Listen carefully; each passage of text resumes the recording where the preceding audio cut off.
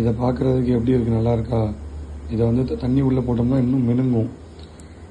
அப்படியே என்ன பண்ணுவாங்கன்னா அந்த கடல் உள்ளக்க போட்டுருவாங்க. இது அந்த கனவா மீன் மாதிரியே என்ன செய்யும், மினுங்கிக்கிட்டே போகும். பெரிய மீன் வந்து சாப்பிட்றதுக்கு வாயை திறந்து மீனை பிடிக்க போனாதான் கீழே இருக்குது ஆப்பு. இந்த பக்கம் இத்தனை 1 2 3, இந்த பக்கம் 3 போட்டு போய் கடிக்கவும், பசியில் போய் கடிக்கவும் முடிஞ்சது. அது நம்மளுக்கு பசிக்கு யூஸ் ஆகிரும். இப்படிலாம் ஏமாற்றி தான் கடல்லேருந்து மீனை பிடிக்காங்க. இது வந்து ஒரு சின்ன இதுதான்.